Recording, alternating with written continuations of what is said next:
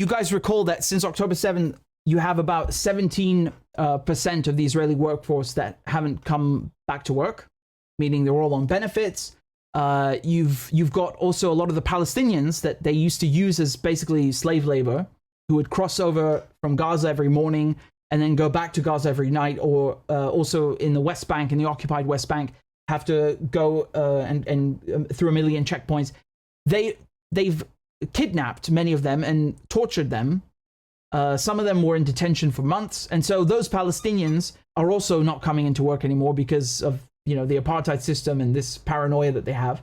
So Israeli businesses are nosediving and plummeting, and especially small businesses. So since October 7, you have 46,000 Israeli businesses that have been forced to close. So they're not just in trouble, they have utterly and completely shut down. Okay? So this is according to an Israeli newspaper, and they refer to Israel as a country in collapse, and this is being reported again by the Cradle. So they say this is a very high number that encompasses many sectors. About 77% of the businesses that have been closed since the beginning of the war, which make up about 35,000 businesses, are small businesses with up to 5 employees and are the most vulnerable in the economy. So that's according to one Israeli CEO who's being interviewed by the magazine. So the report also says that, quote, the most vulnerable industries are construction, and as a result, also the entire ecosystem that operates around construction, meaning ceramics, air conditioning, aluminium, building materials, and more. All of these significantly damaged. The trade sector has also been severely affected. This includes the service sector and industries like fashion, furniture, warehousing, entertainment, transport, tourism. Israel is in a situation where there is, quote, almost no foreign tourism. Adding that damage to businesses is all over the country and almost no sector has been spared. This includes agricultural sector, right? So you've got the primary sector, agriculture, industry, and then also services.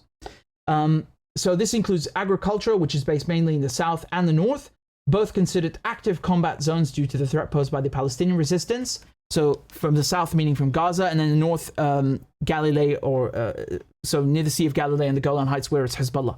And you remember a lot of Thais were kidnapped on October 7th, you remember? So the Israelis have a shortage of people, right? The colony doesn't function, so they have to import workers or slave labor from Thailand and pay them cheap to work for them in agriculture and farming. I mean, look, to be honest, many countries do that. You have also seasonal things, like in Canada, they want people to pick apples in summer or whatever. But, what I was saying before about Palestinians especially is absolutely true. They use them like slave labor. In any case, the agricultural sector is impacted because of the combat zones. And in addition to that, the total figure that they're saying is 60,000 Israeli businesses expected to shut down by the end of 2024. I mean, honestly, if you ask me, given the rate at which this is happening, I think it's going to be much more. You have to remember that you have Israelis leaving the colony entirely. You've got 500,000 at least who left by October, November. I think that was Times of Israel that reported that. That was 6 months ago, right? More than 6 months ago. 500,000 had left. I mean, Christ, it took the Algerians quite a while to kick out that many French. I can tell you, you had like 100,000 that left 1 month, and the next 200,000, 500,000 in one fell swoop. Wow. I mean, talk about decolonization. My goodness. But it goes to show you how easily they can leave and bring peace to the region by not stealing people's houses. They have that possibility. Palestinians got nowhere to go. You know why? Because they're Palestinian. They're not Polish. They're not Scottish. They're not Australian. They're not American. They're Palestinian. They come from Palestine and Palestine only. But, the Israelis want to kick them out no matter what. And now they're being given a taste of their own medicine. Hezbollah's attacks have severely affected local business and education in the north. Tens of thousands of settlers have been forced to evacuate. I mean, again, that figure is very conservative. If you ask the Israelis, they'll tell you 80,000. The UN says 90,000, I think, or close to 100,000. I think the figure, if you ask me, and based on my reading, although, again, I don't have the exact source for you now, but the figure I have in my head was 300,000, and that's from a few months ago. And I think now, especially with Kiryat Shimona and all this talk about, oh my God, there's going to be a war with Lebanon, it's even more. Yeah. I mean, just 2 days ago, Hezbollah launched the biggest drone or aerial attack that they've ever launched against Israelis in the north. So they're evacuating more and more people, and because of these fires that are bursting out and popping up everywhere. They're uncontrollable fires. You have thousands of acres that are just burning to a crisp, and they can't put the fires out. So I expect it's more that are displaced. Again, these are not people that have left entirely, but they're displaced. So they've been put in hotels somewhere, towards the south or south of the Galilee. Hezbollah's leader Sayyid Hassan Nasrallah said just 4 days ago on the 10th of July, quote, "Our goal of draining the enemy's economy has been achieved."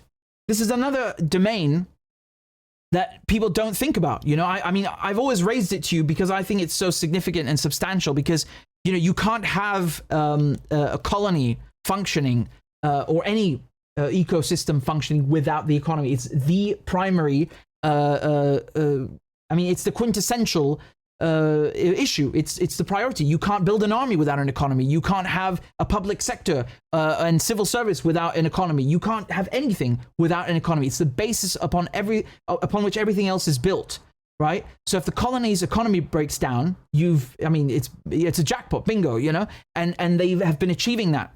And this is just a further indication of Israel's impending doom and crumbling. They're fleeing the colony entirely. They're displaced internally. The military sucks in Gaza. It sucks in the north. It can't stop the threats incoming barrages from Iran when they happen. It can't do anything. It's a complete failure. And the Yemenis, we have to give them credit too, because remember, they've not only been choking the most southern port. Again, I'll pull up the map. I'll use it as a good opportunity to pull up a map. What is the Israelis' most southern port? It's Eilat, or as it's known in Arabic before they changed the name, like everything else in Palestine, Rashrash. So it's right here on the Red Sea, okay? And it's the last. So it's on the way. It's on the way to the Suez Canal, okay? Now, the Yemenis, because Egypt are controlled by Israel and the United States and are not closing the Suez Canal, the only other option to choke traffic between the Mediterranean and the Red Sea is obviously here at the other closest point, which is the Bab el-Mandeb Strait, okay? This is the Bab el-Mandeb Strait between Yemen and the Horn of Africa. And of course, Yemen sits at the most strategic place of any, body, land strip in a body of water. It's situated between the Red Sea, the Gulf of Aden, the Arabian Sea. If you just sail up the coast, now you're in Oman, of course, not Yemen, but if you just sail up there, you've got the Strait of Hormuz and, of course, the Bab el-Mandeb Strait. It's utterly amazing. So they just decided to close the flow of traffic down here instead of up there, and they've achieved the exact same thing as in 1956. Okay, so what they've done is no more ships come to Rashrash or to Eilat. You can't get there. I mean, you can maybe come in from the Suez Canal, but what are you doing? You can't do anything if your traffic is meant to come from the other side, which is where a lot of the traffic from China, from all of the tigers and economic hubs in Asia, it's all coming this way. It's not coming the other way, right? It has to get from the Red Sea to the Mediterranean, not from the Mediterranean to the Red Sea. So you cut off traffic, you cut off supplies that the Israelis desperately need, and now they have to go all the way around Africa, and you've cost them time and money. So you're destroying their economy bit by bit just by diverting or cutting off the flow of maritime traffic through this very, very narrow and quite dangerous, actually, strait, which is very, very tight for navigation, right? So in any case, they've done that, and in addition, Yemen and Iraq together are striking the other ports in the Mediterranean. So there's no way to get around this. Even if you would sail around Africa and come back through the Gibraltar Strait and then into the Mediterranean, you're still screwed because Haifa is being struck. Ashdod down here is also being struck. Okay, this is one of their other ports, their other major ports. So all of the three major ones are being hit. Even the airport, Ben Gurion getting hit sometimes. So they're doing these together, both Yemen and Iraq, sending their own drones. And again, it's remarkable the distance that they're traveling. Never mind that they're actually hitting also the targets accurately. It's absolutely incredible, this era that we've come into militarily and strategically. I mean, if you would have told me this a few years ago, I just wouldn't believe you. I wouldn't believe you.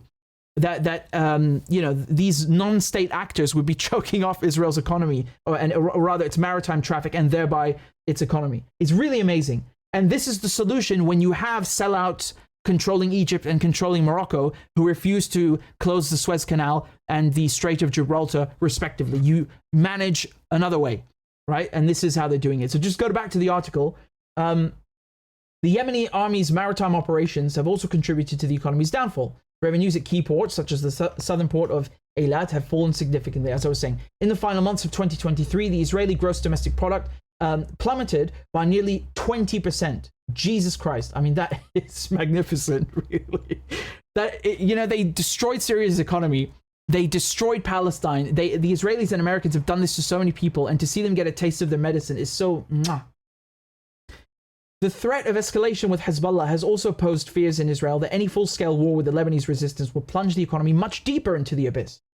Hezbollah have demonstrated through recent video warnings that that they are capable of attacking energy infrastructure such as oil refineries and gas tanks. Absolutely.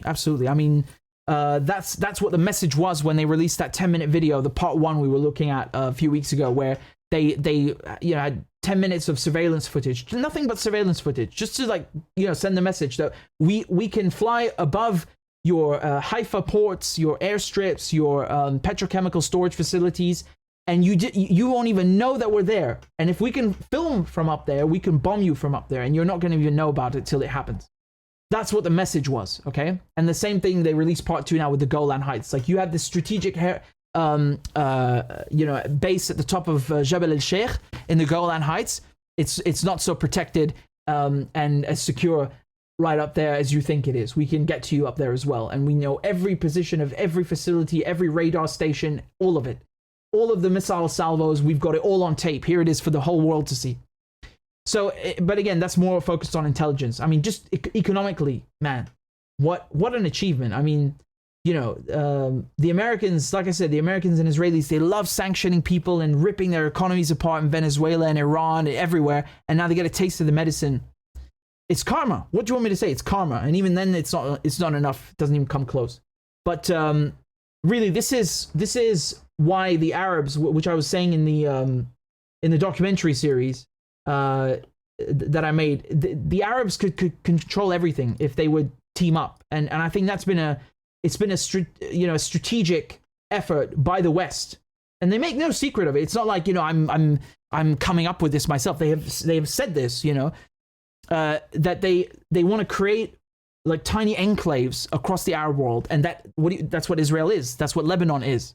It's like, oh, let's have an Arab Christian country here. We'll put the Jews over here. We'll put the Shias over here. Let's carve people up into like segregated sectarian communities, so that the Arab world is, instead of being connected from one end, from Oman to Morocco, as one body, which it is geographically and culturally and linguistically, now it's a bunch of different colonies and client states, and it's divide and conquer, essentially. It's divide and conquer. And so this is, just look at what Yemen are doing, what they're doing by cutting off the flow of traffic. This is what the Arabs could achieve threefold or fourfold if they would just cooperate. I mean, like I said, you've got the Strait of Gibraltar over here. You can cut off maritime traffic that way. You've got the Suez Canal over here. You can cut off traffic here as well. You've got the Bab el-Mandeb Strait down here, which the Yemenis have now sanctioned, and you've got the Strait of Hormuz over here. So, I mean, all of the strategic maritime, pressure points pass through Arab countries, every single one of them. I mean, okay, the Panama Canal is also important, but we're not talking about that. And even then, it doesn't compare to the Suez Canal. I mean, it's not even, the amount of traffic is much more important and higher throughout the Mediterranean and Red Sea and the Persian Gulf than it is anywhere else in the world. It's always been that way. So the fact that Yemen are able to cut off not just the Bab el-Mandeb Strait, but even the goddamn Indian Ocean. I mean, what times are we living in? It's truly unprecedented in every single way. And at this point, we're not even talking about the Palestinian resistance anymore. We're talking about the Yemenis, right? Who have just come out of a war, by Saudi Arabia, by the UAE. And how did that war come to an end? Do you all remember? It stopped. It really stopped when the Yemenis started bringing the war to the UAE's doorstep and Saudi Arabia's doorstep. Okay, now it wasn't too long ago. They fired drones at Aramco, at the largest Saudi oil company, set their fields ablaze during the Formula One race. What an embarrassment. And then they hit the UAE thousands of kilometers away, right? I mean, just a little over 1,000, right? So if you take the most conservative distance, because again, the Ansar Allah are not over here. They're in the areas of Sana'a, okay? So from here all the way to the UAE, I mean, we're looking at, 1,300 kilometers, right? That's unbelievable. And when they did that, and it was all the way in Dubai that they struck, right? So well over 1,000 kilometers. And sorry, it's created a bunch of points here. I don't know why. But the point is, they started taking the war to their doorstep with this advanced weaponry, which they're using now against Israel. And then they learned their lesson and they cut the ball. So you see, it's been a long road to get here. It's taken a lot of time to get their stuff together, but they understand the tactics that need to be used and the long-term strategy, which is choke off the oil fields when it comes to Saudi Arabia and the UAE, prevent them from making money and casually getting a buy while Yemen is bombed. And when it comes to the Israelis, destroy their economy, cut off the ports, and prevent them from receiving traffic. And for the America and the UK as well, if they're going to bomb Yemen, no more ships passing through here. Action, reaction. That's the only way they learn. That's the only way they learn. Again, YouTube demonetized my channel because I'm not allowed to say naughty things about Israel. Telling the truth is forbidden. So if you are able to donate a few dollars on PayPal or on a monthly basis on Patreon, please consider doing it, because it would really help me continue my journalism and support independent media. So I'd be very grateful. And the links are in the description and also in the chat. Thank you guys very much again for all your donations and all your kind comments. I appreciate it very much.